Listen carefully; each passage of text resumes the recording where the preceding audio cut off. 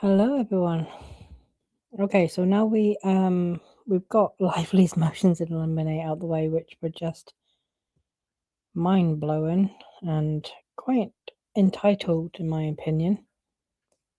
We now have Wayfarers. Now, this is a much longer document because there's obviously more parties involved here, but I also find that what they're asking for is incredibly sensible and reasonable. But this is a 56-page document, so this is going to go on longer than the video for Lively's. Let's just, there we go, that's better. Okay. Dependents, Wayfarer, ends with a smoothie and tag. Move in limine to preclude evidence and argument at trial as follows. So the first one is to preclude evidence of the alleged bad experiences of other women. Now, remember one of the arguments Lively made for keeping out Sony text messages was, well, they weren't on set, they didn't see anything, so they got no personal knowledge. And here Wayfarer is probably going to try, I haven't read this document yet, by the way, but Wayfarer is, I'm guessing, is likely to go ahead and make the same argument in terms of, Jenny Slate, certainly Isabella Ferrer, Claire Ayub, people like that, Christy Hall. I don't know if they're going to plan to call Christy Hall as a witness, actually, because she wasn't deposed. But okay, let's just read. Lively seeks to introduce a broad range of other bad act evidence concerning the alleged experiences of 7 other women. This grab bag, and we're off. This grab bag of awkward comments, minor confrontations, and perceived slights would have been inadmissible even if Lively's sexual harassment claims proceeded to trial. With those claims dismissed, the evidence is even more plainly barred by Rules 401, 402, 403, and 404. With a single exception, Lively was unaware of these other bad acts while working on the movie.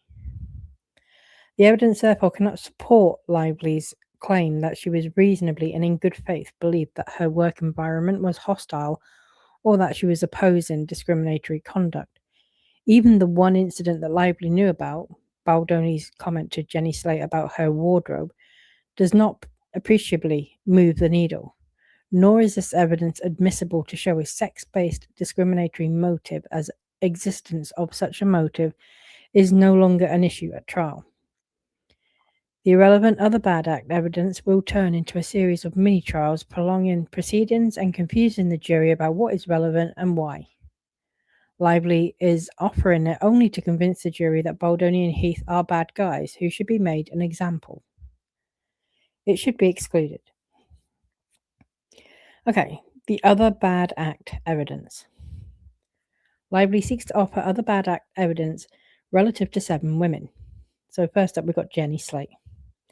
Slate is the only woman who shared her concerns with Lively during the filming. Specifically, Slate complained to Lively that Baldoni said Slate looked sexy in her character's wardrobe. A pair of black leather pants, was unprofessional and sometimes made awkward jokes. Slate also complained that his offer to improve her housing because she was a mother with a baby was patronizing. I mean, for the love of God. Some women, you just can't make some people happy.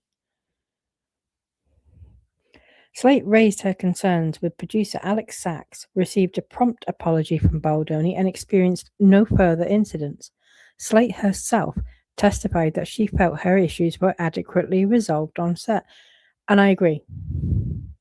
And I can't remember who it was that testified, but Jenny Slate told someone, I think it might have been Ange Giannetti, that she did not deem Baldoni's actions to constitute sexual harassment. Isabella Ferrer. Lively was not here for any part of Isabella Ferrer, other than maybe some reshoots. But they took place in February 2024, not, during the sexual harassment period of April-May 2023. Isabella Ferrer.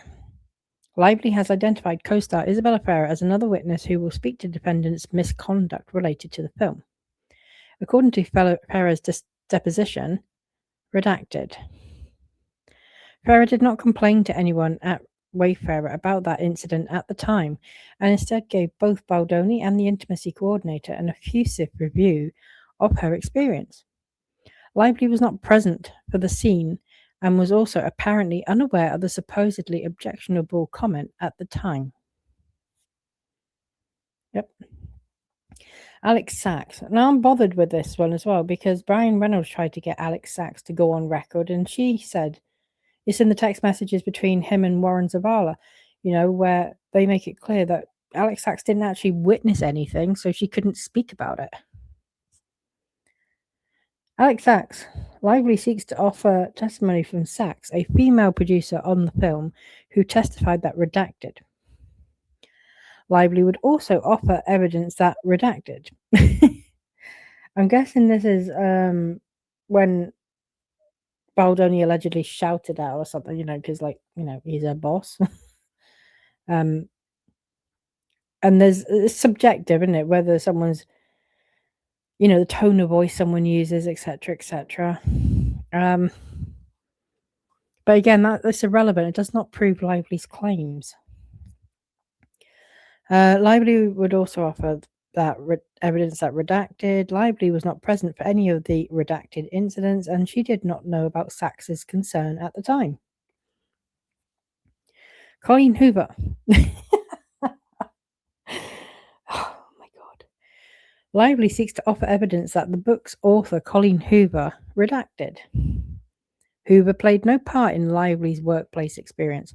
She had no contractual right to participate in the film and was not present on set.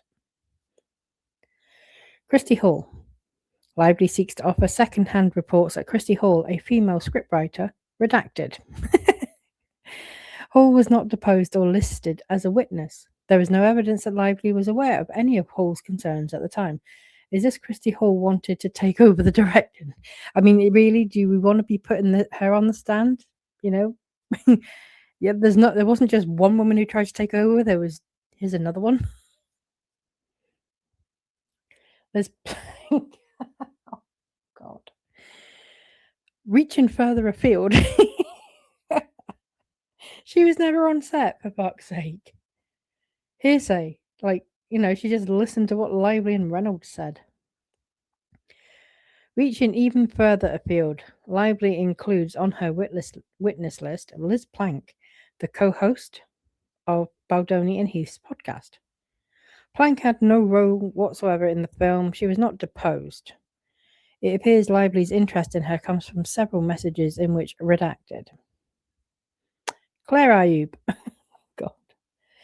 Lively also includes on her witness list Claire Ayub, a director who worked with Baldoni on a different film altogether at a different time and made an illegal recording of Steve Sarowitz, which Lively then proceeded to spend a year completely mischaracterizing. Like Plank, Ayub had no role in It Ends With Us and was not deposed. It is not clear that Ayub ever met Lively prior to this litigation. Nevertheless, Lively submitted on summary judgment a declaration from Ayub claiming that Baldoni engaged in unspecified verbal abuse. The other bad act evidence is not admissible to prove Lively's good faith belief that she was opposing sex discrimination. Great. This is true. So, with the sole exception of the comment directed at Slate, Lively was unaware of the other bad act incidents during the filming of It Ends With Us. Such evidence, therefore, does little to establish the existence of a hostile work environment. The fact that a plaintiff learns secondhand of discriminatory comment or joke can impact the work environment. But harassment directed towards others of which an employee is unaware can naturally have no bearing on whether she reasonably considered her working environment abusive. As the court observed at oral argument on the motion for summary judgment, conduct of which Lively was not aware doesn't contribute to the severe and pervasive environment for Lively, even if it may be relevant to whether the conduct is based on gender. Moreover, with the harassment claims dismissed, the question is not even whether there was a sexually hostile work environment. Rather, the question is whether Lively, at the time she opposed defendant's alleged harassment, reasonably believed that she was subject to such harassment. Incidents involving other women cannot possibly have contributed to that good faith belief if Lively was not aware of them. Even aside from this, the incidents in question are so attenuated from any actionable discrimination claim that they will serve only to waste time and confuse the jury about what is and is not relevant. Baldoni's comment to Slate that the leather pants she wore to shoot a particular scene looked sexy falls far below the standard necessary for Slate to state a hostile work environment claim, let alone for such a comment to impact Lively. It is, at most, a mere offensive utterance. The comment, moreover, was made during costumed rehearsals in a film that tried to capture a sexy aesthetic, which Lively herself, as Judge Limine noted, that's what Lively herself recognized that.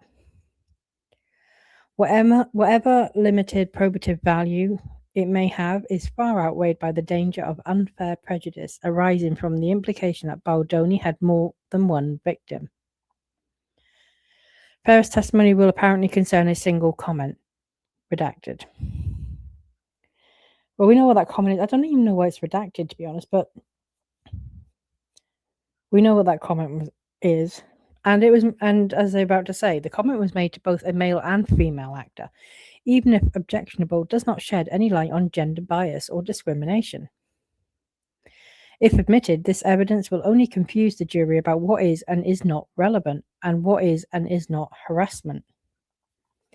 Similarly, there's no evidence that Baldoni, during a stressful movie shoot, redacted, is not alone sufficient to show animus, because an environment which is equally harsh for both men and women does not constitute a hostile working environment under the civil rights statutes.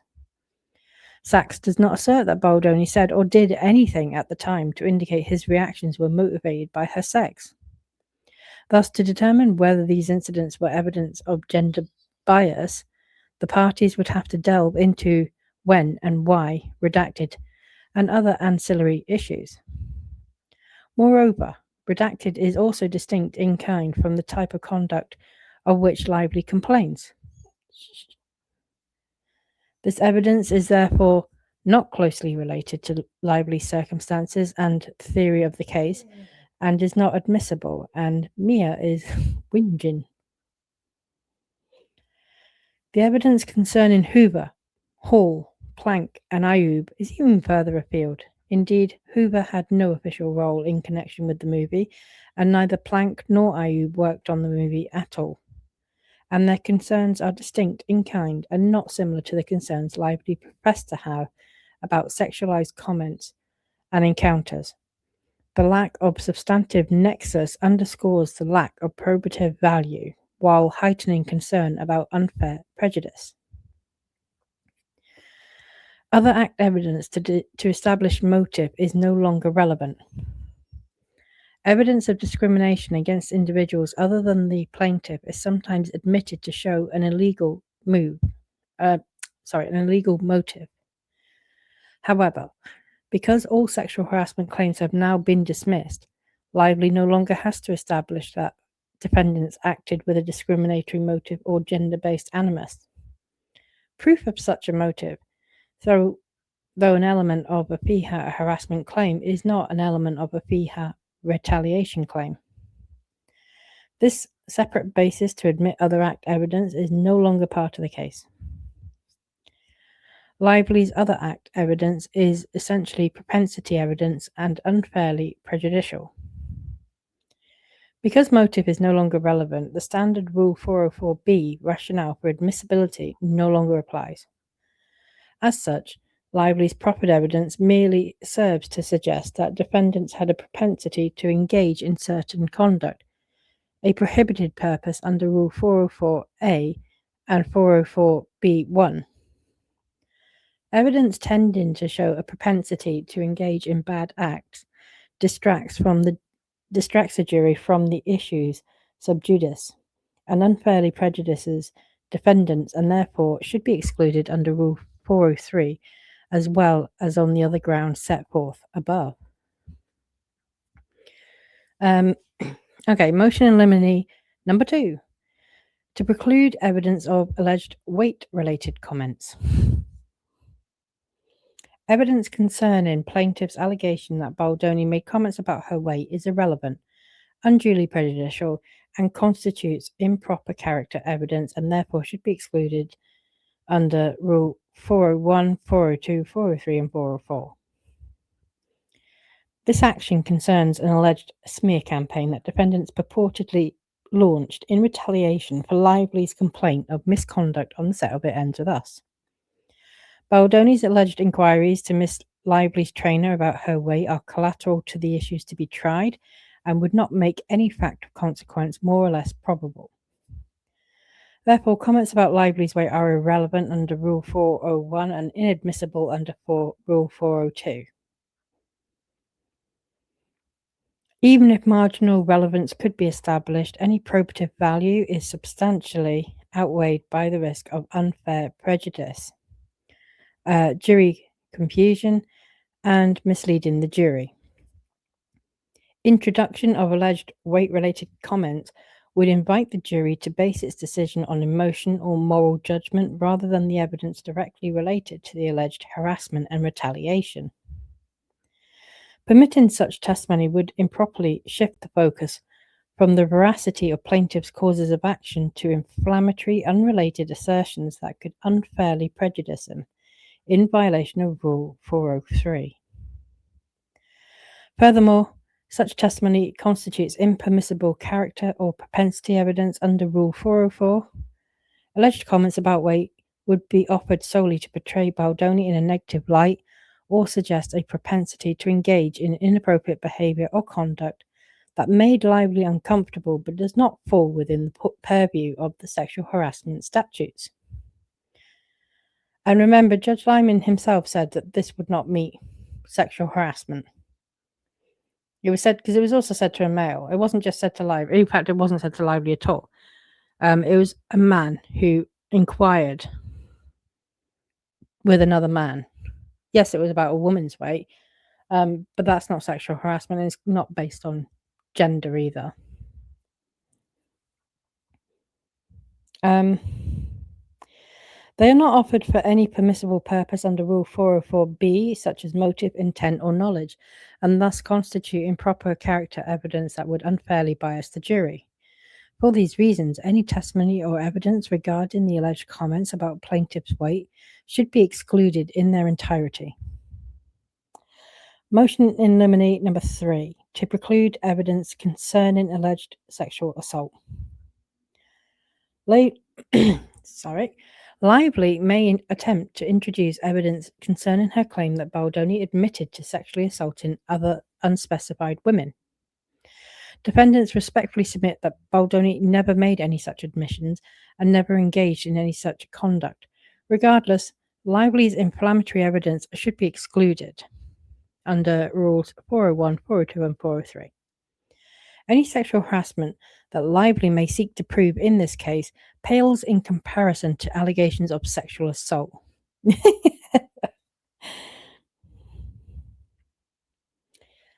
For these reasons, evidence related to sexual assault should be excluded here.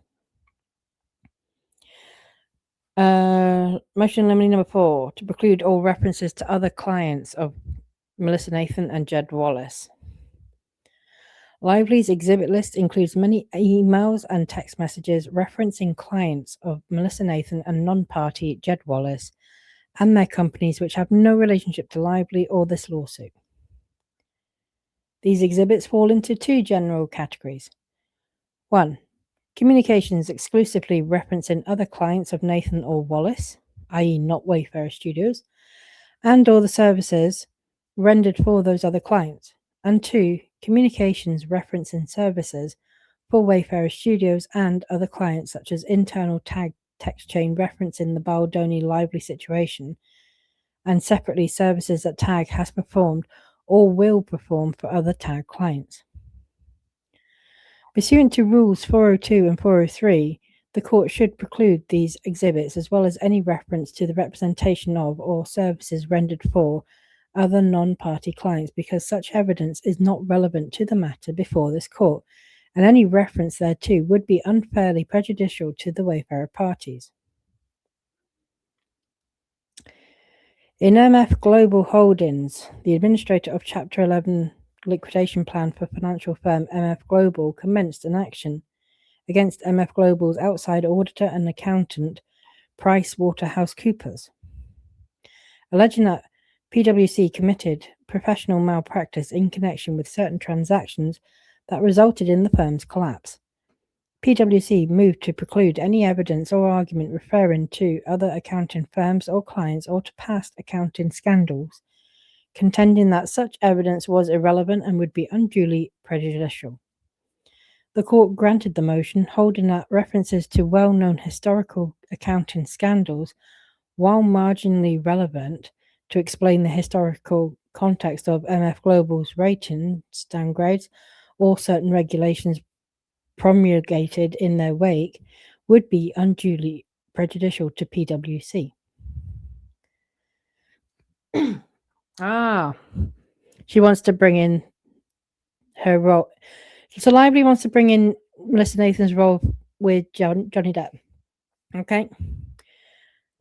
The same result is warranted here. Any services that Nathan rendered for actor Johnny Depp in connection with his high-profile defamation litigation against ex-wife Amber Heard for other celebrities such as rappers Drake and Travis Scott, professional wrestler Logan Paul, and actress Rebel Wilson, for politicians or for other clients are irrelevant to whether she aided and abetted the purported smear campaign at issue herein, as alleged by Lively.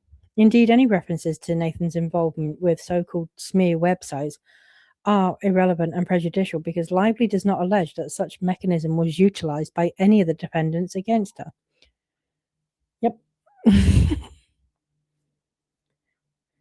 The sole reason why Lively improperly seeks to introduce evidence of work that Nathan purportedly performed for her other clients, other than Wayfarer Studios, is to convince the jury that Nathan is immoral and a wrongdoer. Although this court previously determined on discovery motion that the identities of clients of Jed Wallace's street relations are relevant because they could lead to information bearing on the issue in this case, the court also recognized that information within the scope of Rule 26 need not be admissible in evidence to be discoverable.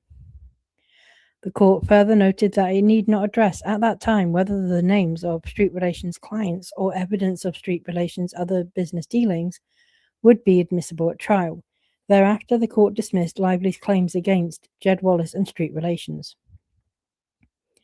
Whatever work Wallace or street relations performed for clients other than Wayfarer Studios is not relevant to the claims herein against Wayfarer parties, especially because the second amended complaint alleges that Wallace and street relations' so-called role in the purported smear campaign was distinct from that of their co-defendants. Specifically, Lively alleges that Wayfarer and Baldoni directed and approved the retaliation campaign, which relied on more than just publicists, Abel and crisis managers, Nathan, to spin in stories. According to Lively, Wallace and street relations allegedly would create, seed, promote, and engage with content that appeared to be authentic on social media platforms and internet chat forums to influence public opinion and thereby cause an organic pile-on against Lively. Lively does not allege that any of the Wayfarer parties took those same alleged actions. Hence, the proffered evidence is both irrelevant and prejudicial and is only being proffered to inflame the jury. Given that Jed Wallace and his company are no longer parties, the Wayfarer parties do not anticipate that Wallace, who resides in Texas, will testify at the trial. The introduction of evidence pertaining to Wallace's other clients and services rendered for them in the absence of Wallace's ability to explain any negative significance or implication that Lively may attribute thereto would be unfairly prejudicial to the Wayfarer parties. Okay. Motion in limine number 5, to preclude evidence and argument relating to pretrial filings and the court's rulings. The parties have engaged in extensive pretrial litigation during the pendency of this action. Evidence and argument relating to these pretrial proceedings, including court's rulings, orders, and on-the-record statements at pretrial hearings, should be excluded. Okay. The court should preclude all reference to sanctions motions and the court's rulings on those motions. The court should preclude evidence and references to sanctions motions against defendants and or their counsel and the court's rulings on such motions. I may not be able to pronounce this, in Zubulake, the court precluded evidence relating to its previous decisions in the case, including sanctions motions which culminated in sanctions against UBS, as irrelevant and unfairly prejudicial. Which is fair, because technically the sanctions motions were actually in the Wayfarer against Lively case, not in Lively against Wayfarer, which is a case that's going to trial. Whilst they're connected, they are still separate cases in their own right.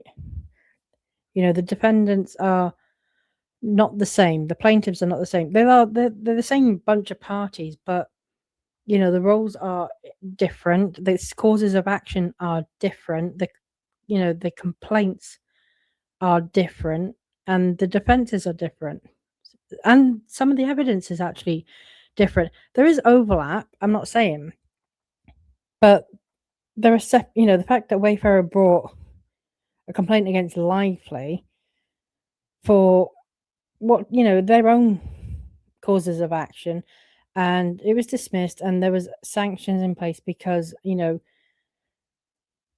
instead of separating out the parties, they were kind of all lumped in together, which I do understand. I understand why that happened, and I don't entirely disagree with it, but I don't see what the relevance is, because he didn't dismiss the claim for it being so frivolous that it should never have been brought. It's just that certain parties were included as plaintiffs for causes of action where like Melissa Nathan didn't have a contract, but for some reason they listed her as having stating a claim for a breach of contract claim against Lively. So it's wild that Lively filed for sanctions for that and got them, by the way. But Van Zandt, which filed a lawsuit for breach of contract against unidentified people, and then somehow that led to Lively through Van Zandt obtaining the entire contents of Jen Abel's phone. You just make that fit. But if you listen to the video I did on her motion in limine, she says, no, I didn't do anything wrong. Didn't do anything wrong. Yeah. I do think that this is a good request though from Wayfarer, because it's not relevant anyway. How you got to the trial should not be the focus of what you're at trial for. And also, I have no doubt they'll want to bring up the whole Freedman, the letter that was stricken as well. And I just want to point to Freedman as being a general problem. There has been no shortage of motions by Lively seeking sanctions and other remedies against defendants and their counsel during this litigation. Plaintiff has also exploited every opportunity to assault and undermine the credibility of defendants and their counsel. Evidence of counsel's litigation conduct and motions addressing alleged transgressions bear no relevance to the merits of Lively's claim of retaliation and would serve no purpose but to undermine the credibility of defendants' counsel and prejudice the jury against defendants. What I will say on this is, I think that the various sanctions motions and all the pretrial stuff that Lively's filed, and the outcomes of some of them, the fact that, Wayfarer's counsel were sanctioned. Well, they were admonished. They weren't sanctioned. They didn't have to pay any money or anything. They were just admonished, which is a slap on the wrist, really, in comparison to what could have been awarded. I would say that that has far less bearing on the Van Zandt subpoena and lawsuit that she is seeking to preclude.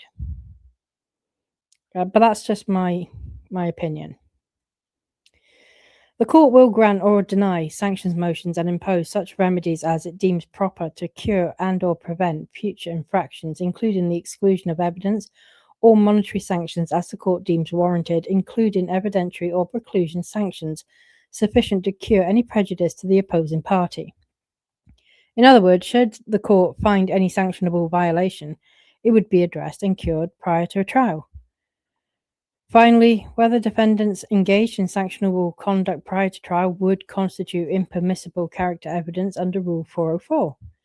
Indeed, evidence relating to alleged ethical or other violations falls within the scope of inadmissible character evidence under Rule 404 as it impugns the integrity and credibility of defendants and their legal representatives. And this is the identical argument that Lively made herself to keep Van Zandt out in her motion in Limine. She's making this exact same argument. So,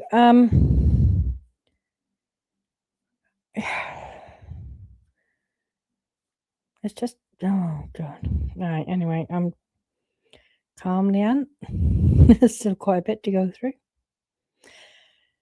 Hence, whatever the fate of any particular motion, the court should preclude evidence of plaintiff's serial motions about defendants' alleged transgressions in the litigation pursuant to Rules 401, 402, 403, and 404. The court should exclude all references to the Wayfarer complaint and its dismissal. On January 16, 2025, the Wayfarer parties filed a complaint against plaintiff and other parties affiliated with plaintiff, which was subsequently consolidated with this case. On June 9, 2025, the court entered an order dismissing the Wayfarer complaint. Courts routinely hold that previously dismissed claims and evidence of such claims should be excluded on relevance grounds, as well as the potential prejudice and juror confusion that might result. And I agree with that, because otherwise you're going to have to get into what the claims were, the merits, etc., and then the order for the dismissal. It's just not relevant. Like, although it was consolidated, it was a separate lawsuit in its own right. The fact that it was dismissed does not make Lively's claims any more plausible. Okay.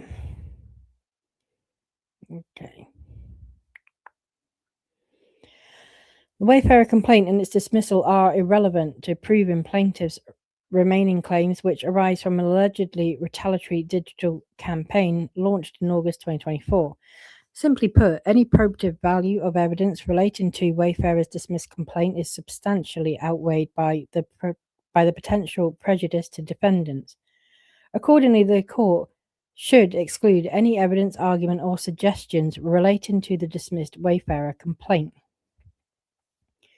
The court should preclude all references to proceedings involving pretrial publicity and the sealing of evidence.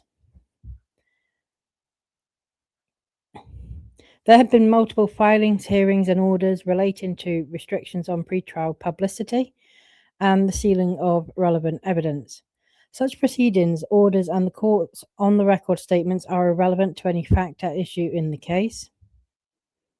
However, evidence of proceedings involving potential restrictions on pretrial evidence, including without limitation plaintiffs' repeated attacks on defendants' ability to publicly defend against Ms. Lively's claims, would threaten to prejudice the jury and may well mislead the jury into believing that post-litigation pretrial publicity is a proper basis for calculating plaintiffs' damages. Since the probative value of proceedings involving pretrial publicity and sealing is far outweighed by potential prejudice, any reference to court proceedings involving pretrial publicity and sealing should be precluded. Motion in Limine 6. To preclude references to other lawsuits involving defendants, the dismissed defendants, or their counsel. This is going to likely be the Shane Norman case, the Travis Flores case, the new Travis Flores, the estate of Travis Flores case against Freedman. This will be Rebel Wilson. And any other lawsuits that involve them, but I, off the top of my head, can't think. Okay.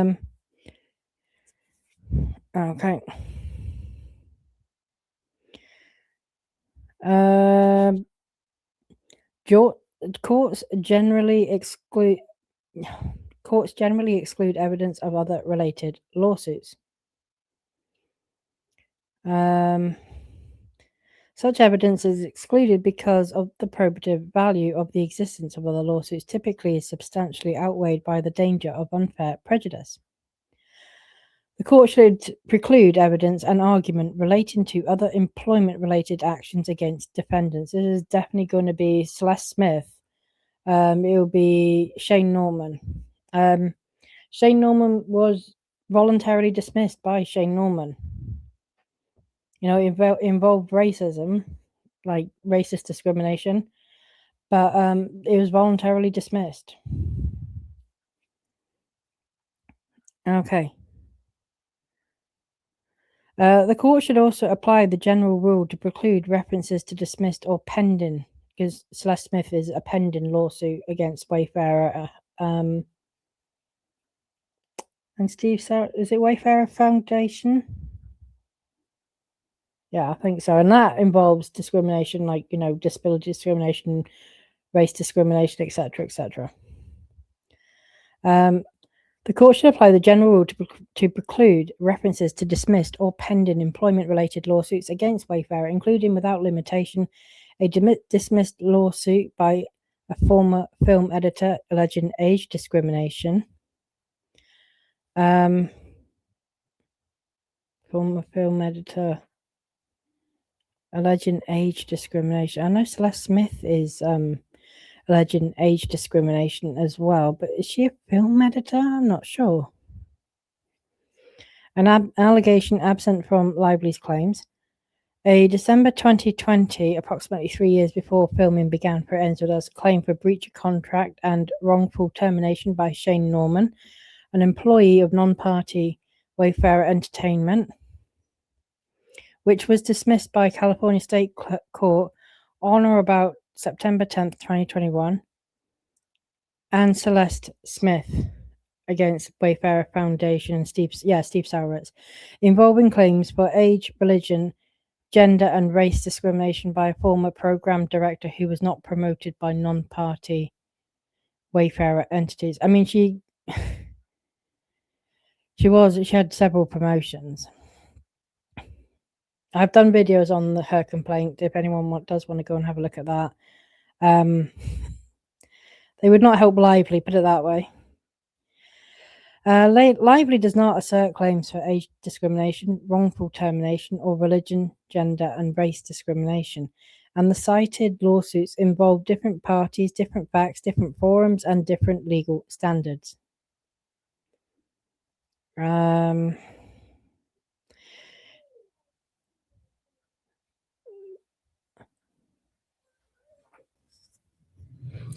In contrast to the slight probative value of the other lawsuits, the potential prejudice is substantial.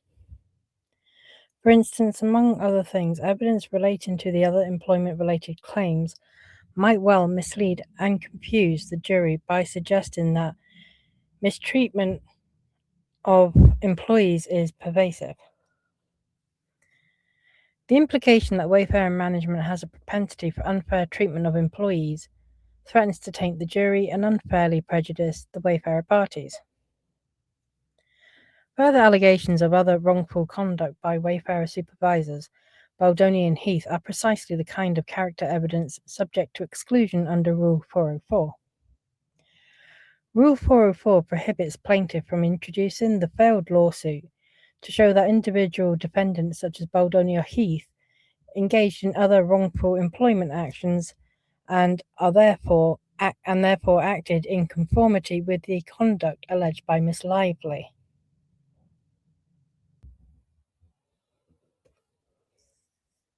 Lively cannot explain the significance of these other litigations to her case, and the fact that such other litigations exist has no bearing on the merits or lack thereof of her claims herein. Furthermore, the fact that the proffered exhibits refer to allegations as opposed to judgments makes them even less probative. And that's just it, because none of the cases have actually been successful. One's pending, but the others were not actually successful. So, it doesn't prove literally anything. Also, evidence of other litigations will likely confuse the jury and prejudice the Wayfarer parties. The jury may be misled into concluding that the number or nature of other lawsuits is relevant to the merits of this one or that. Defendants engage in repeated misconduct leading to multiple litigations. The potential prejudice far outweighs any imagined probative value of other lawsuits. Accordingly, the court should preclude evidence regarding other litigations against defendants as inadmissible under Rule 403. The court should exclude evidence of related or unrelated lawsuits including suits involving Melissa Nathan or Jen Abel. So this would be Jones, the Jones case, Jones Works, Rebel Wilson, etc., etc. The general rule against the admission of evidence relating to other lawsuits should also be applied to exclude all reference to Jones v. Abel, as well as other lawsuits asserting claims against defendants Jennifer Abel and Melissa Nathan. Pursuant to Rules 401, 402, and 403, the court should preclude these exhibits as well as any reference to those litigations and the allegations therein, because such evidence is not relevant to the matter before this court, and any reference to the above referenced exhibits would be unduly prejudicial to the Wayfarer parties. The jury could easily confuse any evidence regarding the merits of the Jones action, which involves some of the parties and witnesses in this case, or other actions involving Melissa Nathan, with the merits or lack thereof of this case, thereby causing undue prejudice to the Wayfarer parties. Courts routinely exclude evidence relating to previous litigations involving one or both of the same parties, where the merits of those prior litigations would become inextricably intertwined with the case at bar. Accordingly, the court should preclude evidence regarding other litigations against Melissa Nathan or Jennifer Abel, including the allegations therein, whether based in contract or tort, as inadmissible under Rule 403. Motion in limine number 7 to preclude any reference to a surreptitious recording of non-party Steve Sarowitz. Yeah, because I don't think it's relevant. Like, what the fuck does this prove about Lively's claims? The Wayfarer parties anticipate plaintiff will seek to introduce excerpts of a secretly taped 38-minute recording of an August 29th, 2024 conversation between third party Claire Ayub and Steve Sarowitz, in which he states an intent to vigorously defend his studio, Wayfarer, against any claims brought by plaintiff and or her husband. In the soundbite, Sarowitz states in response to a question from Ms. Ayub about protecting the studio, "I will protect the studio like Israel protected itself from Hamas. There were 39,000 dead bodies. There will be 2 dead bodies when I'm done. And so, not dead, but dead to me. You're dead to me. That kind of dead, but dead to a lot of people." I can't even say it seriously. If they ever get me to that point, then I'll make it worth their while, because I'm going to spend a lot of money to make sure the studio is protected, but I don't think we'll go there. I mean, that has got to be the fluffiest threat I've ever heard in my life. It really is. This statement has nothing to do with the merits of the case. Plaintiff has repeatedly quoted this excerpt in its filings with the court and to the press, characterizing it as a threat against Lively and Ryan Reynolds. To create the false impression of a threat, Plaintiff has cynically omitted the qualifying phrase, also not dead, but dead to me. You're dead to me. So that kind of dead. Finally, someone has said it. Finally, because Limine quoted this in the MSJ order as well. He's like, well, that could be perceived as retaliation, blah, blah, blah. No, really, if you take the entire quote and not just the bit that Lively is, selectively using, no, it is no one with a brain cell would take that as any kind of threat.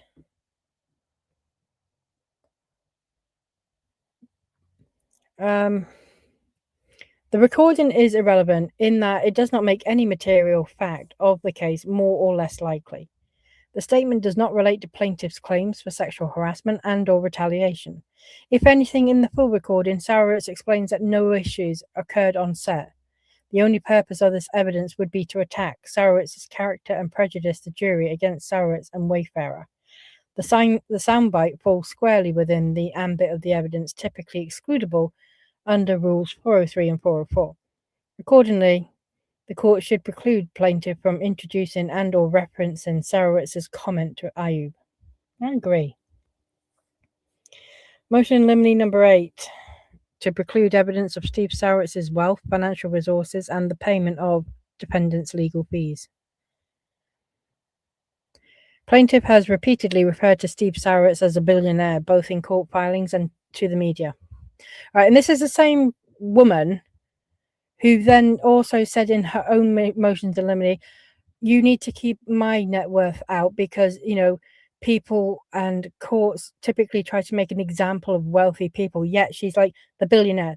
Steve Sarowitz is a billionaire. So she knows fine well what she's doing. She knows what she's doing, and she is trying to inflame some kind of outrage at Steve Sarowitz for being a billionaire, because she is well aware that some people, some groups take exception and want to see, wealthy people being punished. That was her own argument for her own net worth and her husband's net worth being one of their motions in limine. So every time she's making a dig in the filings at Steve Sarowitz billionaire status, it is to try and inflame people who, are sick of rich people. And she knows she's doing it. She really is the worst.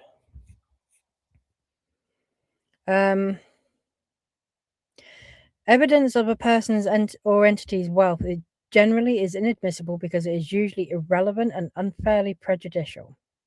That is especially so here, where Sarowitz's wealth is irrelevant to plaintiff's claims. Even assuming Sarowitz's financial condition once had some relevance to punitive damages, he is no longer a defendant in this matter and thus not subject to a punitive damages award. Moreover, Sarowitz's financial status threatens to prejudice the jury. In the current political climate, the term billionaire may have a negative connotation to some, perhaps many, potential jurors. Balancing the lack of probative value of Sarowitz's wealth with the potential prejudice leads to the inescapable conclusion that such evidence should be precluded. Exactly. For similar reasons, payment of or responsibility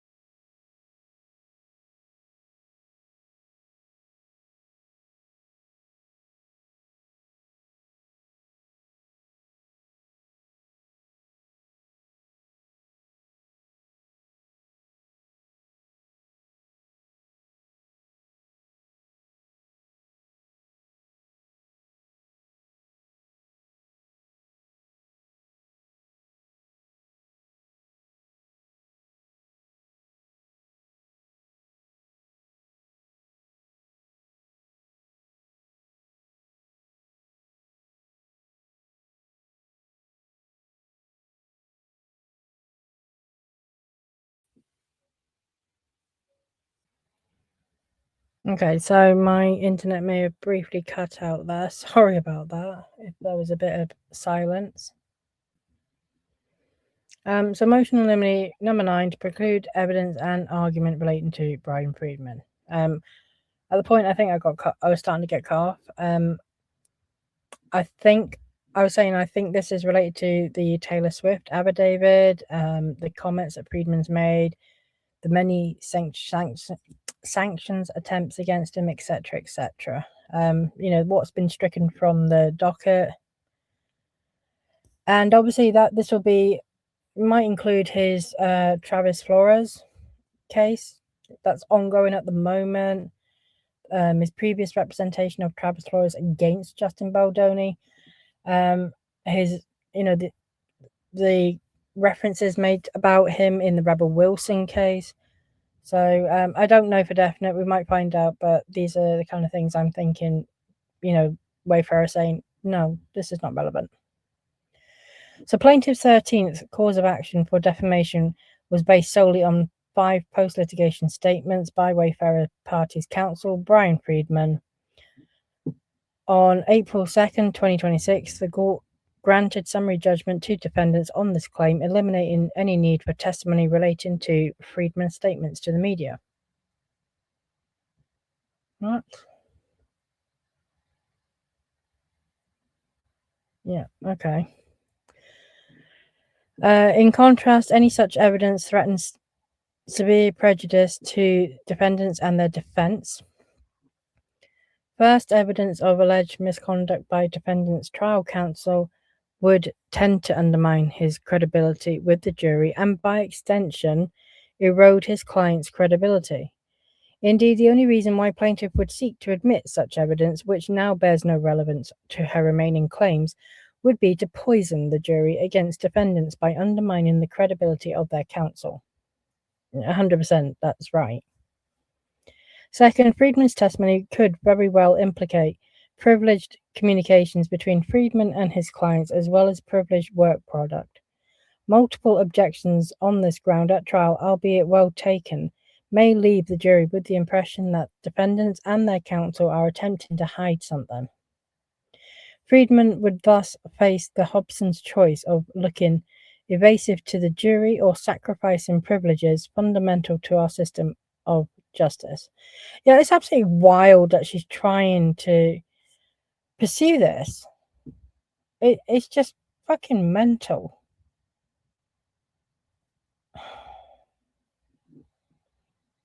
I mean, when she tried to subpoena the law firm, Freedman and the law firm, that was like, I've never seen anything like that. Like, active litigation, and the plaintiff is trying to subpoena the law firm and the counsel for the defendants.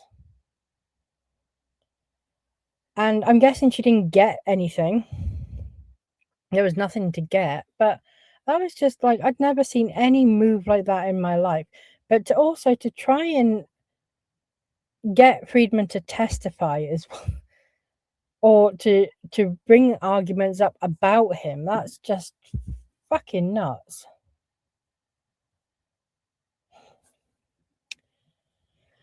Third, with the dismissal of the 13th cause of action, plaintiff no longer has a claim for defamation and is not entitled to recover damages for defamation. Allowing evidence of Freedman's allegedly defamatory statements threatens to confuse and mislead the jury into believing defamation and defamation damages are still issues. The risk is particularly acute because plaintiff is seeking hundreds of millions of dollars in reputational harm, damages stemming from an alleged retaliatory digital campaign. It is not a stretch of the imagination to anticipate that the jury might well confuse defamation damages, which are no longer available, and reputational harm damages, which remain at issue. Absolutely. Absolutely. In the nicest way possible, an ordinary lay person who does not understand how this works, does not understand the distinction between the two, absolutely could get confused by that. For these reasons, the court should preclude references to Bryan Freedman, and among other things, his allegedly defamatory statements should be precluded. Because not only was his statements, the defamation claim thrown out based on his statements, in the sanctions, the judge actually said no. He made a point of saying that, you know, the defendant's counsel are entitled to, you know, robustly defend their client. So she didn't even get the sanctions. It was the sanctions. She didn't get the sanctions for Freedman's statements. She only got it because, you know, the parties were lumped into claims with other parties, even though that they didn't. There was no basis for them to have a claim.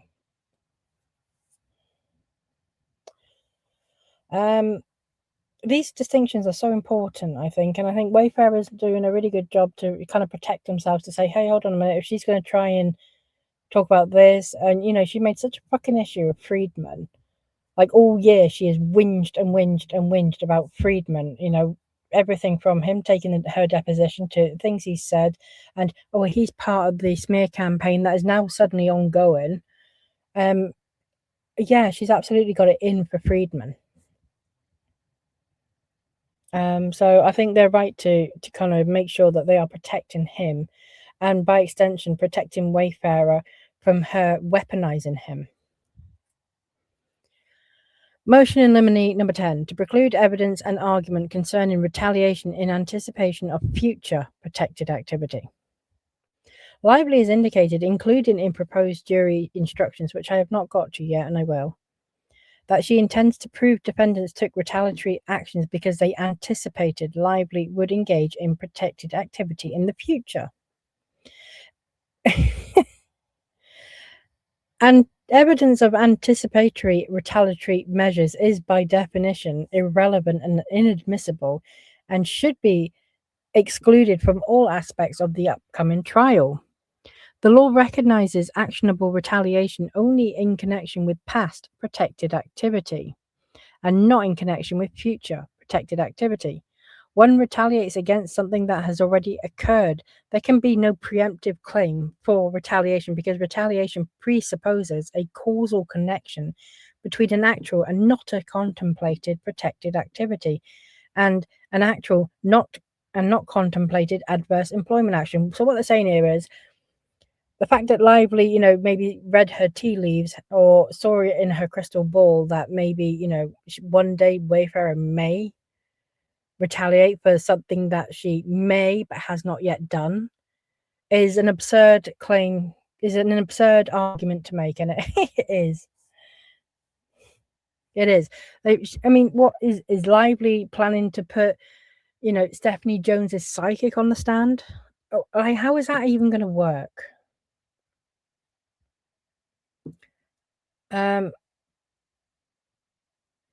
Okay.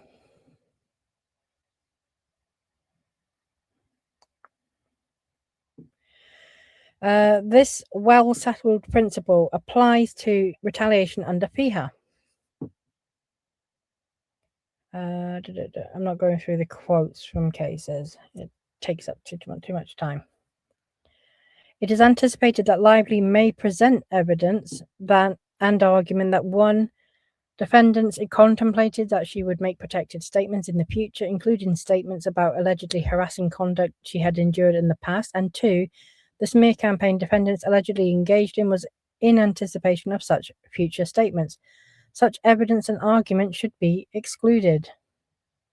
I agree. Motion in limine number 11, to preclude Lively's prior descriptions of her experience. Okay. Lively includes on her exhibit list dozens of emails in which she purports to recount to others her objections about her experience on set. Such materials are of limited relevance now that Lively's harassment claims have been dismissed. Moreover, many of these documents were written days or weeks after the alleged event, and are therefore not admissible for their truth under any hearsay exception. For example, Lively seeks to offer a redacted. Similarly, Lively seeks to offer messages with Jenny Slate dated July 2023 while the set was shut down, redacted, as well as testimony from other witnesses reiterating redacted.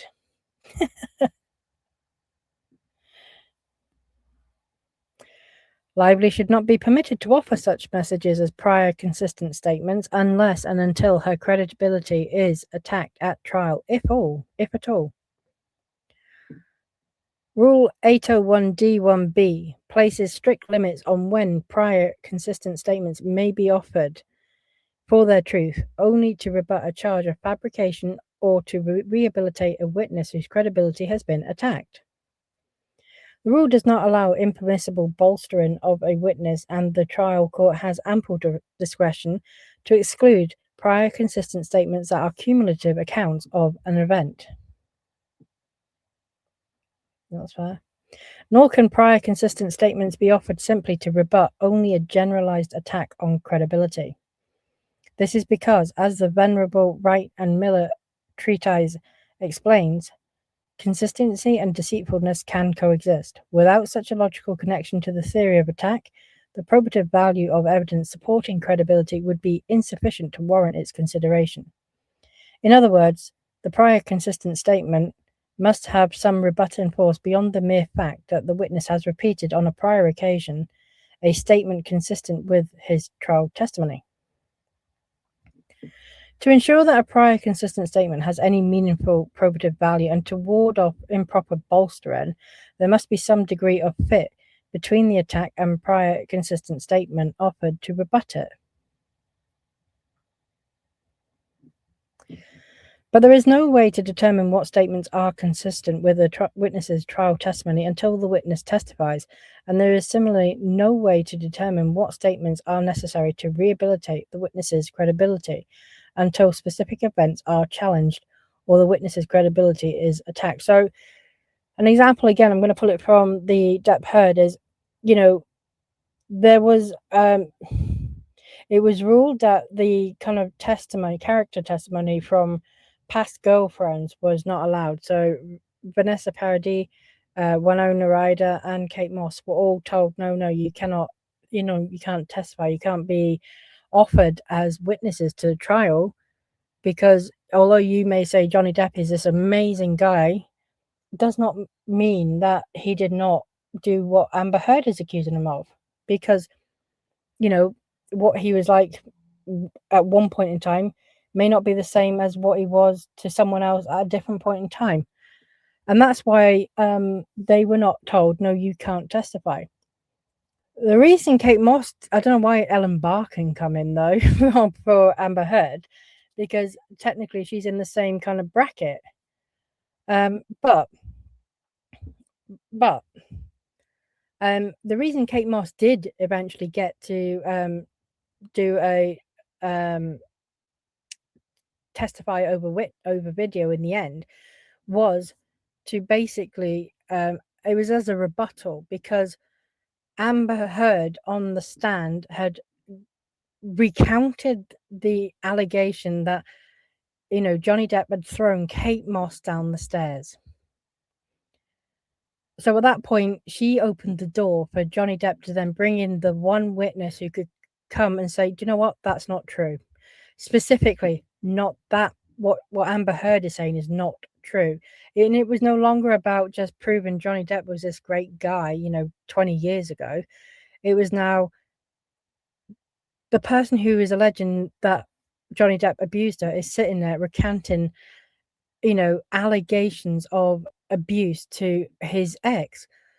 So Johnny Depp at that point is able to bring in that ex to verify the truth of what has just been said.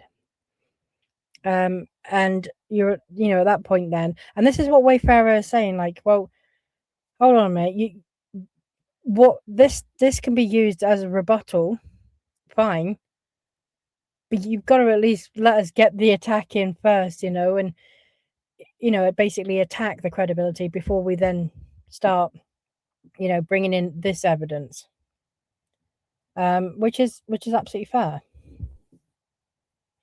Okay. Crucially, some of Lively's allegations are not disputed. For instance, defendants are not denying the contents of the slow dance video Lively makes allegations about, or the comments that were made while filming the onesie scene and captured on video. Thus, it is premature for the court to rule that any of the statements Lively apparently offers as prior consistent statements are admissible as such. To the extent defendants do choose to challenge certain aspects of Lively's account as false or exaggerated, or otherwise open the door to prior consistent statements, defendants reserve the right to object on the basis that Lively cannot satisfy the other requirements of Rule 801D1B. Motion in limine number 12, to preclude evidence concerning remedial measures taken by defendants. Lively claims she asked for certain remedial measures to be taken. So is this going to be the third-party law firm investigation? The contract writer? Well, let's have a look. Lively claims she asked for certain remedial measures to be taken and that such measures were taken to address concerns she raised during the first phase of filming.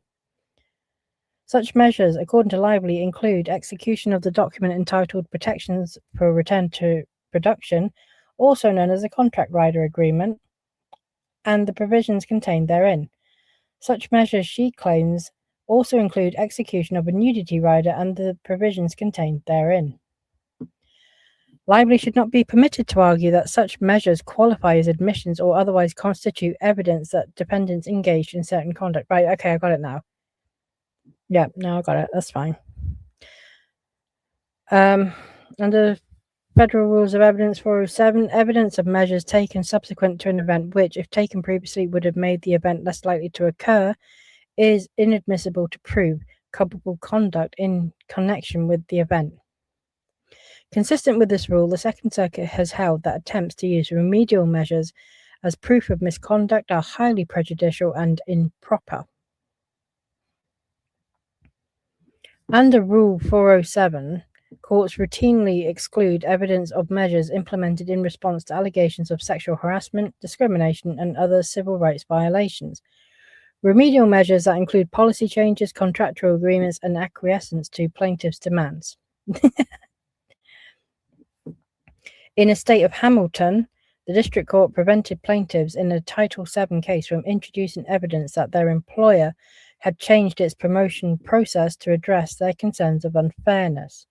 The Second Circuit affirmed, holding that it plainly runs afoul of Rule 407 to use such evidence to argue that the earlier process was in fact discriminatory.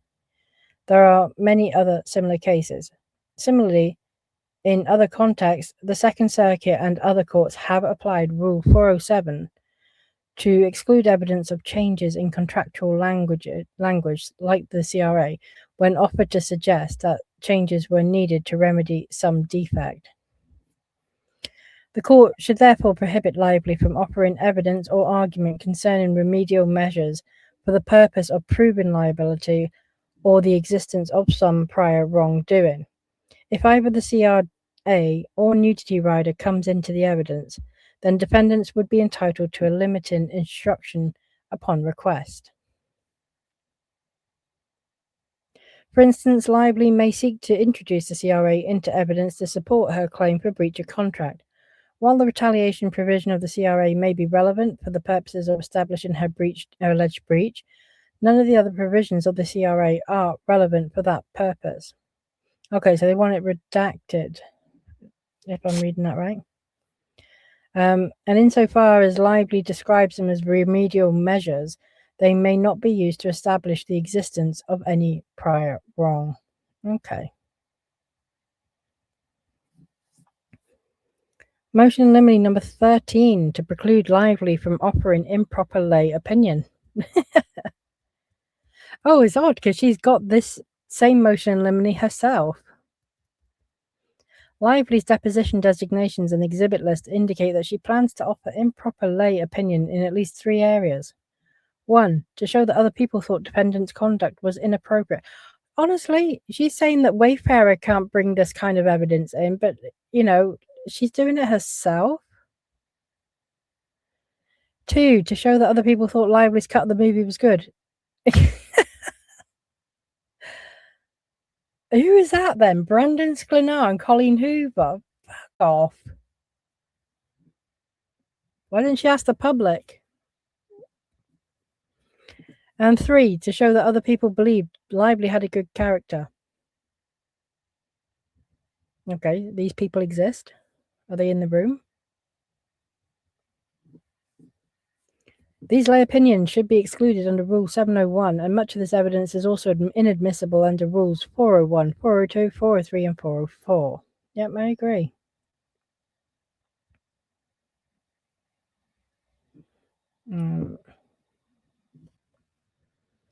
Lively should be barred from offering lay opinion that other people believed defendant's conduct was improper.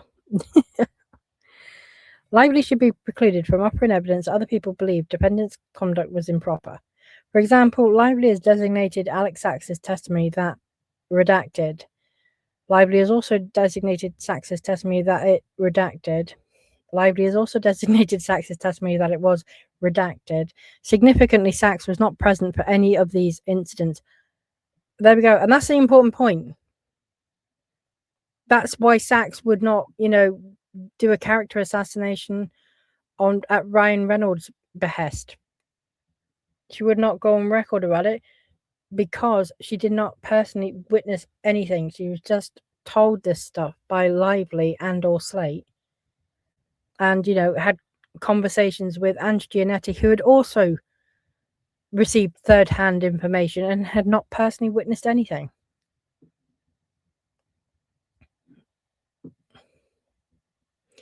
There are numerous other similar examples. Lively has designated the testimony of Warren Zavala, in which Zavala, addressing a hypothetical, opines that redacted. Lively has designated a message chain dated redacted.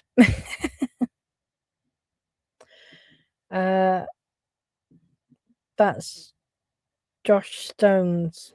I can tell from the Bates number it's just Josh Stones. The list goes on. Is this the thousands of pages of evidence? None of this evidence is admissible, and no similar lay opinion should be permitted from the witness stand. Rule 701 permits lay testimony in the form of an opinion only if it is A, rationally based on the witness's perception, B, helpful to clearly understanding the witness's testimony or to determining a fact in issue, and C, not based on scientific, technical, or other specialized knowledge within the scope of Rule 702. Lively's proposed use of lay opinion on the appropriateness of defendant's conduct flunks each requirement.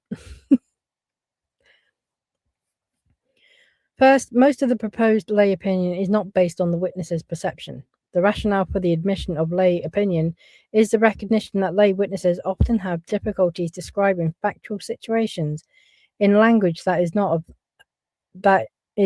that of an opinion, and that many factual situations that people observe cannot be adequately described in words confined to descriptions of observable phenomena. But none of the opinions cited above, except arguably some of the messages from Jenny Slate, relate to incidents that the witnesses themselves observed. Rather, they are naked attempts to put before the jury their opinions about incidents in which they were not directly involved. Second, even assuming the witnesses were opining on incidents that they themselves witnessed, the opinions would not be helpful to the jury. Rule 701B helps protect against the admission of opinions which would merely tell the jury what result to reach, rather than providing information that would assist the jury in drawing its own conclusions. Attempts to introduce meaningless assertions which amount to little more than choosing up sides should be excluded for lack of helpfulness. Moreover, the likely benefits of lay opinion testimony must outweigh its costs, and the cost of lay opinion increases and the benefits diminish the closer the opinion approaches the crucial issues in the case. The harassment claims are no longer in the case, and to the extent this lay opinion bears on whether Lively had a good faith basis to believe she was opposing illegal harassment, the opinions of various participants that defendant's conduct was redacted does not help the jury understand the testimony, but simply tells the jury what result to reach. Third, the reason Lively is offering the supposed lay opinions is not to illustrate the factual perceptions of an everyday observer, but to convey the opinions of witnesses with specialized knowledge and experience in the movie industry. Yeah, but they're also her friends. You know? If an opinion rests in any way upon scientific, technical, or other specialized knowledge, its admissibility must be determined by reference to Rule 702, not Rule 701. Lively doesn't want Sachs's testimony as a lay person. She wants her perspective as an experienced movie producer. The same goes for the testimony of Warren Zavala, the WME agent, about what comments are or are not appropriate as between producer, director, and actor. Lively isn't interested in the opinion of Warren Zavala, man on the street. She wants the opinion of Warren Zavala, the entertainment industry expert. Such testimony is not admissible under Rule 701. Finally, this type of lay person opinion creates significant risk that the jury will conflate inappropriate with illegal, and therefore raises serious concerns of confusion and unfair prejudice under Rule 403. No opinion on what is or is not legal could properly be put before the jury because evidence must not embody legal conclusions that encroach upon the court's duty to instruct on the law. Such opinions are also unfairly prejudicial in suggesting legal conclusions on the ultimate issues. Even a properly instructed jury will struggle to disentangle testimony as to what other witnesses believe is or is not appropriate from the question of whether particular conduct is or is not unlawful. This creates a heightened risk that jurors will render a decision on an improper basis by giving this testimony undue weight. Lively should be barred from offering lay opinion that other people thought her cut of the movie was good. Oh, God. Lively should also be precluded from offering lay opinion that various people preferred her cut of It Ends With Us to Baldoni's cut. We haven't fucking seen Baldoni's cut.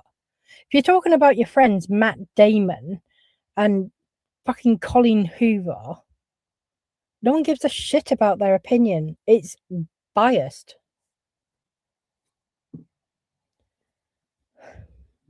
For example, Lively has designated a portion of Hoover's deposition transcript in which Hoover explains that she redacted. Similarly, Lively has designated a portion of Josh Greenstein's deposition in which Greenstein says whatever it is redacted, but it's basically how far up Lively's ass his head was. These are just examples.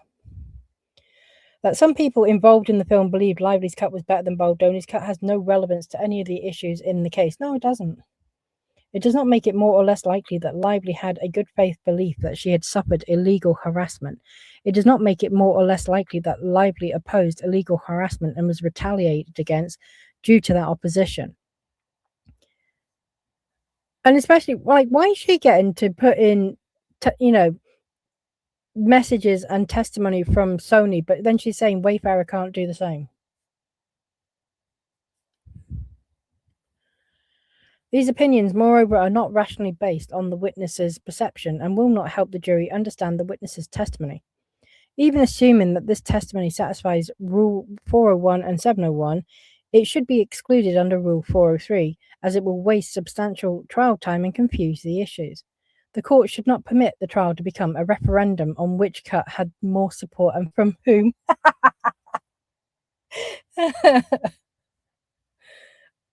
I love that. I love that. Lively should be barred from offering lay opinion that other people believed she had a good character.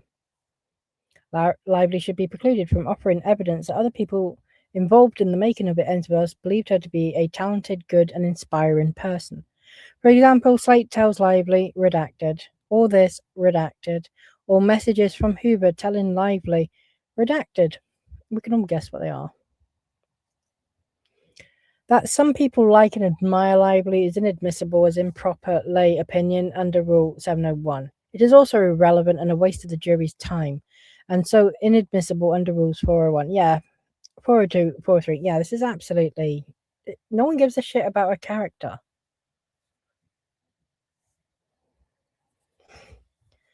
To the extent Lively would offer examples of her other good acts to show her good character, such evidence is barred under Rule 404b1, which prohibits evidence of other good acts just as it prohibits evidence of other bad acts. Motion in Limine 14 to preclude speculative evidence about the use of bots. Lively has designated exhibits and testimony that contained speculative musings by Lively and others about the use of bots to generate inorganic social media content. Again, we haven't seen evidence of this. For example, in one designated exhibit, Lively text that Baldoni redacted. Another designated exhibit, a slide deck prepared by Lively's hair care brand, redacted. These statements are no more than conclusory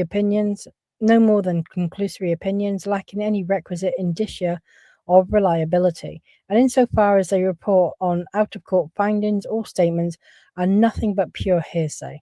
They are speculative at best. Moreover, nothing in the record establishes any foundation to establish that the speakers or authors of such statements had any personal knowledge or otherwise sufficient knowledge to opine on the use of bots. The introduction of such evidence would serve only to inflame the jury and unduly prejudice defendants by prompting the jury to consider unsupported speculation about the use of bots. Spec. Motion in Limine number 15 to preclude...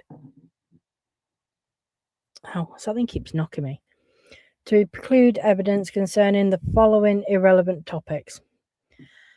Lively's lengthy pretrial exhibit list and voluminous deposition designation suggest she will seek to introduce evidence on the following topics. None are relevant to the remaining claims and will lead only to juror confusion, unfair prejudice, and an unnecessarily long trial. 1. Evidence and argument concerning speculative or uncertain damages claims as discussed in the Wayfarer parties accompanying Daubert motions.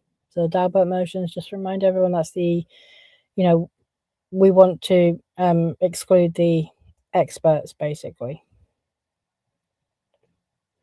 Articles, videos, or podcasts in which former defendants Baldoni and Heath discuss their personal and romantic histories, including but not limited to full episodes of their Man Enough podcast and Baldoni's books.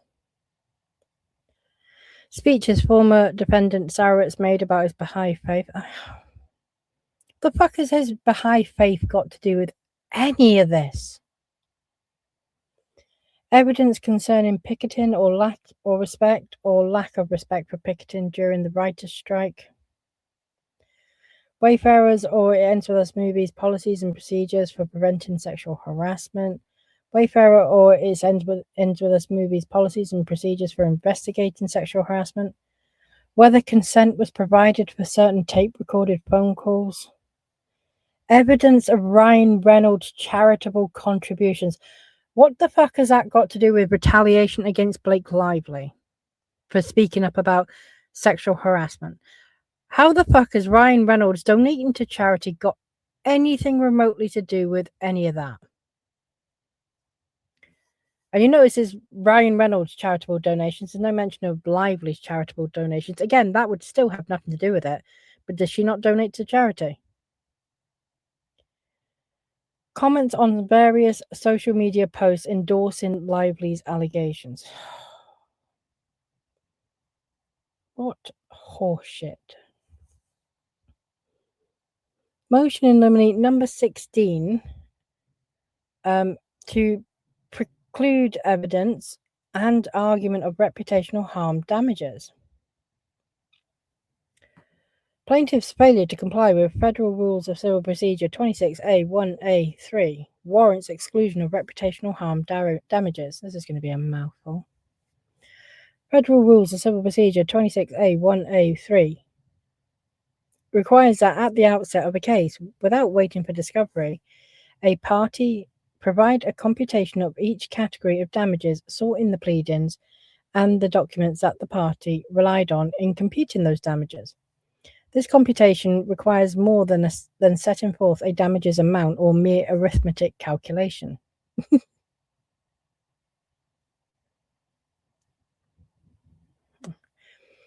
The party seeking the damages has the burden to disclose a calculation, and there is no burden on the opposing party to learn of a damages theory in discovery. As shown below, Lively failed to meet her burden under 26A1 with respect to two categories of reputational harm, and thus should be precluded from presenting testimony and evidence of reputational harm damages. Lively's serial Rule 26 disclosures purport to set forth a computation of her damages and an intent to make available supporting documents redacted. They do no such thing with respect to Lively's claims for reputational harm. Lively's initial Rule 26A1 disclosures served on February 18, 2025, and amended Rule 26A1 initial disclosures served on June 11, 2025, 6 months after the filing of her complaint, do not mention reputational harm as a component of damages, citing only redacted. A disclaimer states that redacted. I'm just going to take this moment because of all the redactions we're dealing with here. In my fourth wall shot, which there is a link to on my YouTube channel, I actually have a t-shirt that says, let me just find it. So, yeah, here it is. I love this. I'm going to put a link, but yeah. If anyone's looking for a souvenir or a memento of their time in following this case, amongst other things, we have got this. So, yeah, do check that out. It just reminded me, like, although every time I'm saying redacted, I'm like, oh, hold on a minute. Okay. On July 17th, 2025, the court granted the Wayfarer defendant's motion to compel with respect to Lively's obligations under Rule 26A1A3. The court noted that although Lively's damages may depend largely on expert discovery, this does not relieve her of the obligation to comply with Rule 26. In response, on July 25th, 2025, Lively served her second amended Rule 26A1 initial disclosures, which, for the first time, redacted, without any computation or disclosure of materials that might be relevant to a computation. Fact discovery disclosed. Fact discovery closed on September 30th, 2025. At this point, Lively had disclosed redacted without any computation or identification of supporting documents that might shed light on the nature or amount of Lively's redacted damages. However, on the same day fact discovery closed, Lively served third amended Rule 26A1 initial disclosures, which adopted the identical language from the second amended disclosures. There is no computation or explanation for how the impressions may have been estimated, the value assigned to each impression, or how the total damages were computed. Nor did Lively produce or identify documents that might support her damages figure. Lively merely asserted that redacted.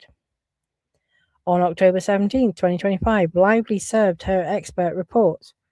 Plaintiff's expert Ashley Humphreys opined that Lively sustained 24,375,267 in reputational harm damages redacted.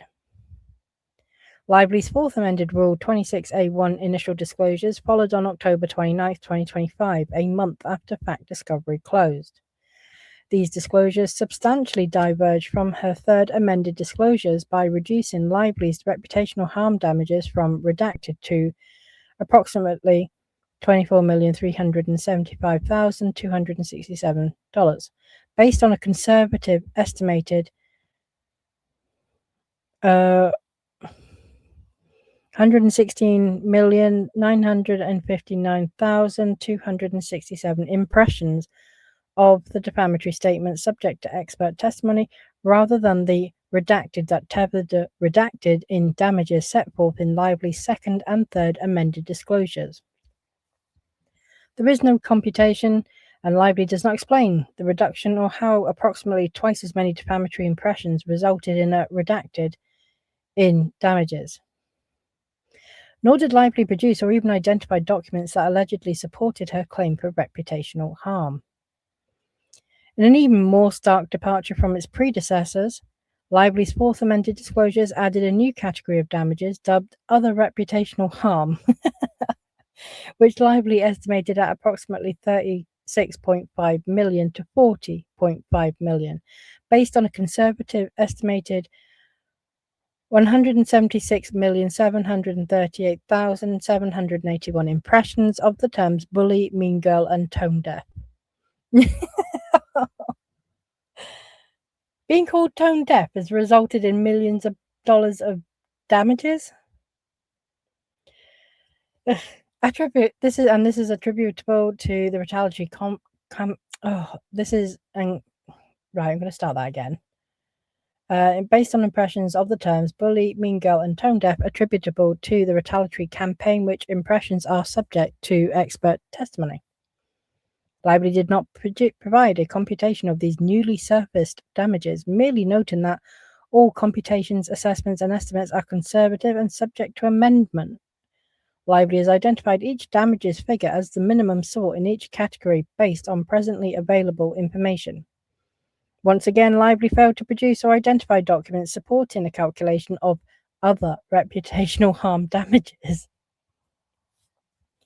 Thus, Lively's fourth amended disclosures, served well after fact discovery closed, increased her reputational harm damages from redacted to a minimum of between $60,875,267 and $68,875,267.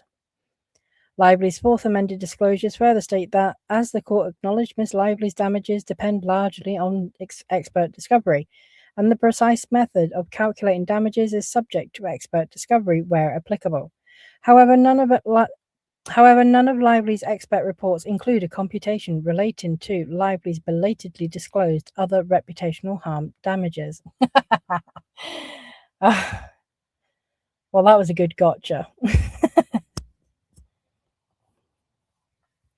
Lively should be precluded from presenting evidence or argument on reputational harm damages, pursuant to Federal Rules of Civil Procedure, Rule 37C. Federal Rule of Civil Procedure 30. I'm getting tired now.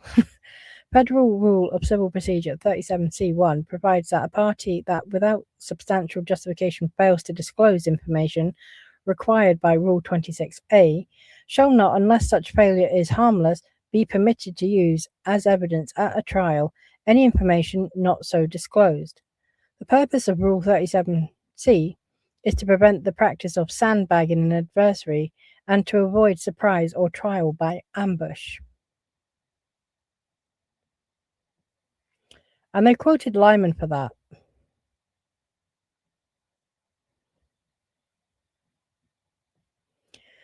To avoid preclusion, a plaintiff such as Lively bears the burden of demonstrating that her non-compliance with Rule 26 was substantially justified or harmless. Plaintiff cannot meet her burden under Rule 37C. First, Lively's failure to comply with Rule 26A1 was not substantially justified with respect to reputational harm damages. The only excuse or justification offered by Lively in her 5 disclosures, even those served after the close of discovery and disclosure of her expert reports, for failing to provide the required computations was that they depended on additional discovery and/or expert testimony. Moreover, only a single expert, Ashley Humphreys, provided an estimate of reputational harm damages, and neither Humphreys nor any other expert even mentioned other reputational harm damages. Hence, Lively cannot show that her uncured failure to comply with Rule 26A1 was substantially justified. I think they've got her in a bind over that, to be honest. I think they've got her. I'm curious to see what Lively, because Lively's opposition is due next Friday. So I'm curious to see how she bends that. Second, Lively cannot show that her failure to provide computations or documents to support over $60 million in reputational harm damages was harmless. Harmlessness means an absence of prejudice to the defendant. I mean, if you get suddenly stumped with, oh, by the way, we're going to claim $60 million off you, I don't give a shit if it's like me as, with my bank balance, or Steve Sarowitz as a billionaire. It's still a lot of money. I think we can all agree that. I mean, it's more than twice Lively's actual net worth as it stands, like before this lawsuit was launched. Individually, Ryan Reynolds was worth a lot of money, and obviously as a couple they're worth a lot of money. I'm not saying $30 million is not a lot of money, but in the grand scheme of what she's asking for in this lawsuit, she's asking for, here alone, for reputational damages, she is seeking double what she was actually worth. And then if 47.1 kicks in, that's trebled these damages. Just to put that into context, then suddenly she's closer to her husband's net worth.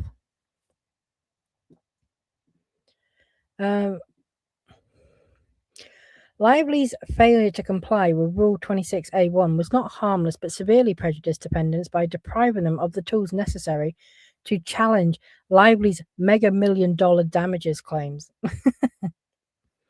The disclosure of redacted was first made in Lively's second amended disclosure served after the court granted a motion to compel Lively's obligation to disclose damages.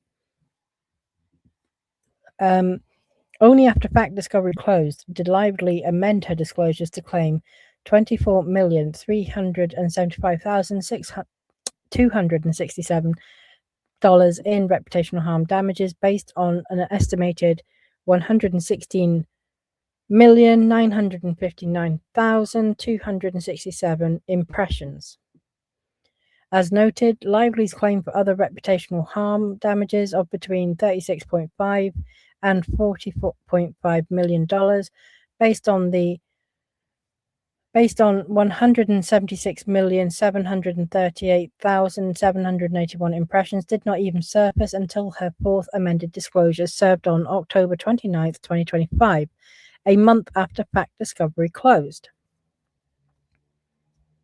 Now, I'm fairly sure Wayfarer have been sitting on this till this moment, so brilliant. Most importantly, even though Lively disclosed these basic facts and an amount of the purported damages, she never complied with Rule 26A1 by providing a computation of each category of damages sought in the pleadings and supporting documents. Indeed, her vague estimates of damages based on a number of impressions fail even to rise to the level of simple arithmetic calculations courts have found wanting.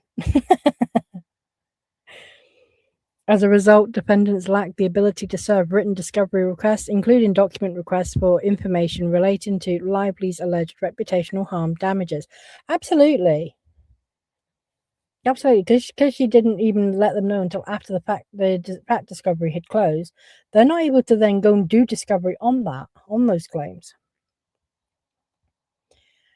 Defendants were similarly deprived of any opportunity to examine fact witnesses, including Lively, on the nature and calculation of over $60 million in damages purportedly attributable to reputational harm damages, including, among other things, how the damages were calculated, the source and method used to estimate the number of impressions on which the damages are reportedly based, and how the total monetary damages flow from each impression.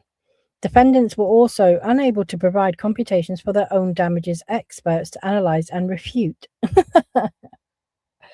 Oh dear. So not a good month for Lively, is it? Let's be honest.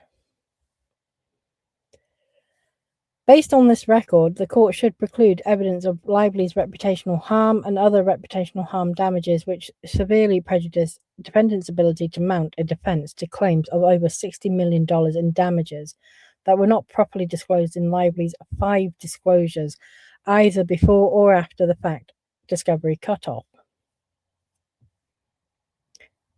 Plaintiff is not entitled to reputational harm damages attributable to her dismissed defamation claim. There is another reason why Lively's alleged reputational harm damages should be excluded, even assuming they were timely disclosed.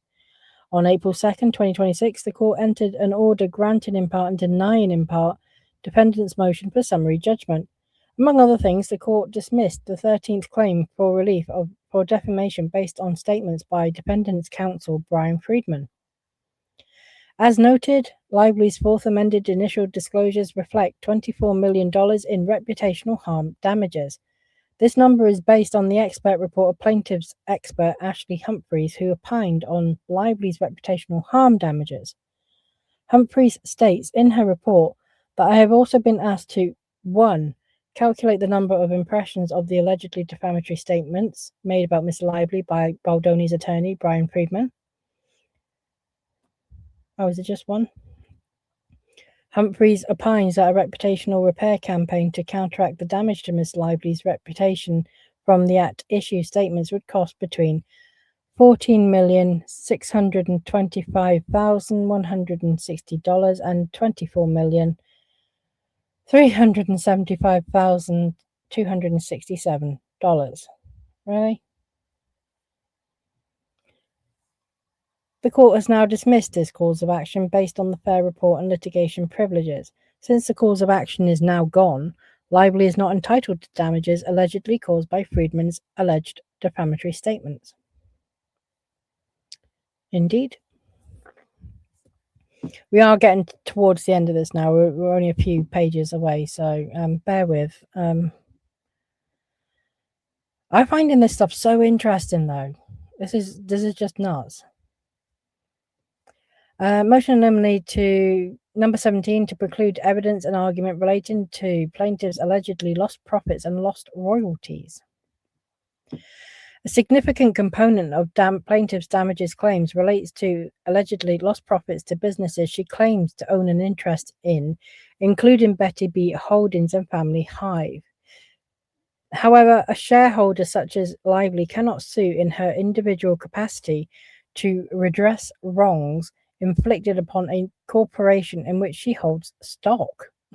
An individual lacks standing to sue when the alleged injury is based on an injury to a corporate entity. And this is what I was saying, right? With the CRA as well, the contract rider, Lively signed that in her capacity as Blakell Inc., the entity, the loan out entity that she used, not in her personal individual capacity as Blake Lively. Now, obviously, the signature was Blake Lively. She was a signatory, as was Jamie Heath. But likewise, Jamie Heath was not personally responsible. He signed on behalf of It Ends With Us movie. Lively signed as Blakell Inc., and in there she makes references to Blakell Inc. as honoured all responsibilities, etc., etc. Why is she now suing for a breach of contract in her personal capacity? It makes no sense.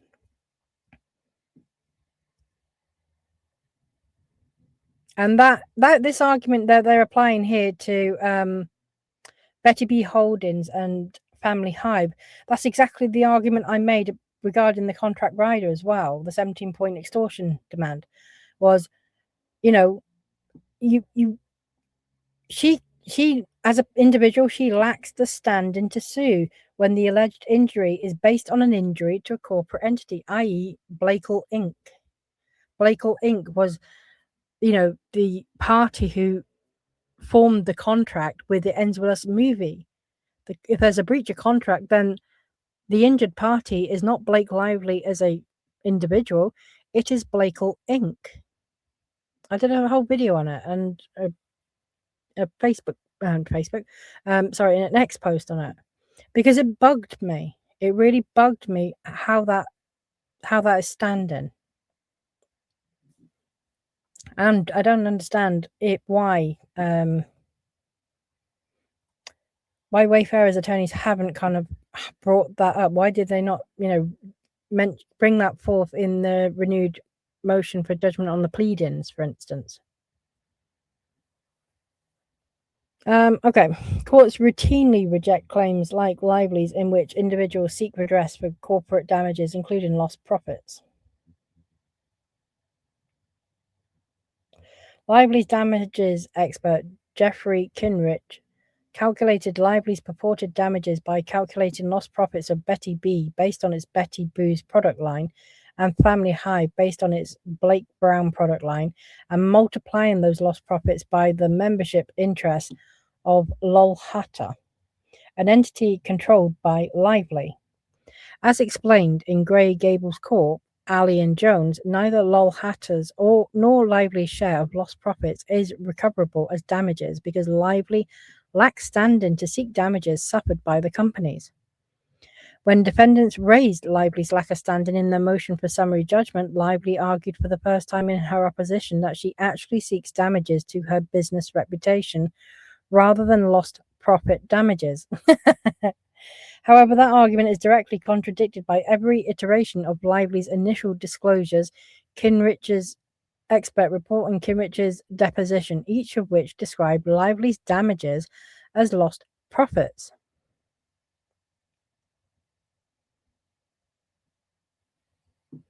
Moreover, Lively and Kinrich never explained, because they cannot, how a calculation of lost profits equates to a loss of business reputation. Lively's last-minute semantic wordplay should be seen for what it is, an attempt to evade her own lack of standing to claim damages suffered by the companies. Lively's claim for royalties fares no better, as the evidence establishes that Lively herself is not entitled to any royalties from Family Hive. Lively is the plaintiff, not Lol Hatter. Therefore, she lacks standing to seek damages for lost royalties to Lol Hatter, and the court should exclude all evidence and argument regarding lost profits.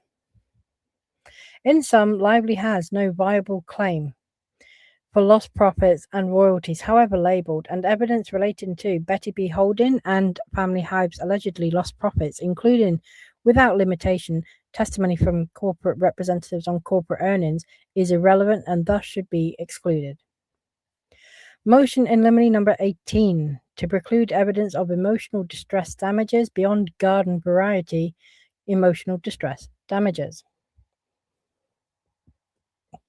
Lively initially asserted causes of action for intentional and negligent infliction of emotional distress.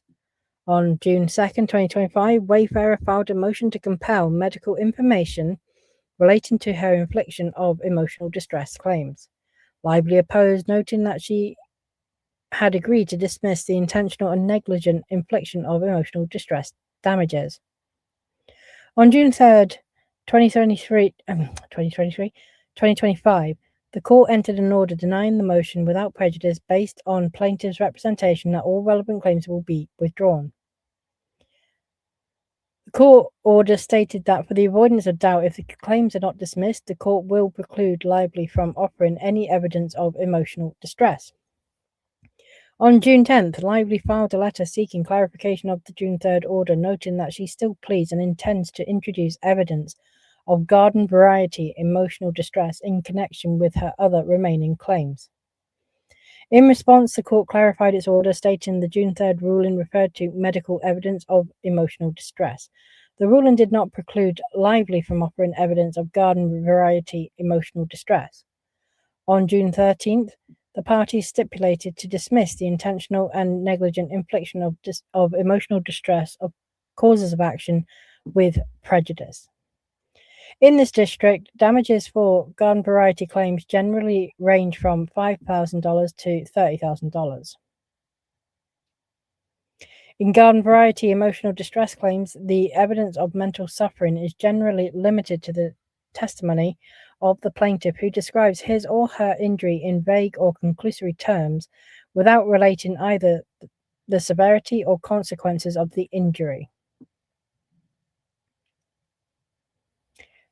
Garden variety emotional distress claims, the evidence of mental suffering is generally limited to the testimony of the plaintiff, who describes his or her injury in vague or conclusory terms without relating either the severity or consequences of the injury. Plaintiff voluntarily dismissed her claim for intentional infliction of emotional distress. Accordingly, plaintiff's claim for garden variety emotional distress and evidence relating to emotional distress should be limited to testimony from plaintiff and damages not exceeding $30,000. Motion in limine number 19 to bifurcate the issue of punitive damages. Okay. So what that means is to basically split the issue into two separate kind of issues. The federal rules of civil procedure provide that the court, in furtherance of convenience or to avoid prejudice, or when separate trial will be conducive to expedition and economy, may order a separate trial of any claim, or of any separate issue, or any number of claims or issues. Only after a plaintiff meets the heavy burden of showing by clear and convincing evidence the egregious circumstances that would entitle her to an award of punitive damages should the jury be asked to consider the appropriate amount of punitive damages award. Indeed, the Second Circuit has emphasized that it is often preferable to bifurcate trials and delay trial as to the amount of punitive damages award until the issues of liability and compensatory damages have been decided by the jury. Bifurcation of the liability and punitive damages phases of trial is preferable because although punitive damages depend on the nature of the defendant's conduct and the defendant's financial situation or ability to pay, the presentation of evidence regarding a defendant's financial situation is not desirable during the liability phase of the trial. Here, raising the issue of punitive damages before any finding of liability will significantly prejudice the Wayfarer parties, create confusion, and needlessly prolong the trial. It is axiomatic that plaintiff has the burden of proving liability before she can seek punitive damages. If plaintiff fails to prove liability, then she lacks any basis to seek punitive damages. In other words, allowing plaintiff to invoke punitive damages before any finding of liability is putting the proverbial cart before the horse. There is no good reason for requiring the Wayfarer parties to present their defense to punitive damages, including sensitive financial information, until after there has been a finding of liability and the egregious conduct necessary to warrant punishment through a punitive damages award. Further, asking the jury to consider both punitive damages and compensatory damages at the same time will lead to confusion. Plaintiff, not the Wayfarer parties, bears the burden of proving her claims for compensatory damages, which are wildly overstated and exaggerated. If plaintiff can present both compensatory damages and punitive damages at the same time, she will be able to blur the lines between these two categories and avoid having to meet her evidentiary burden.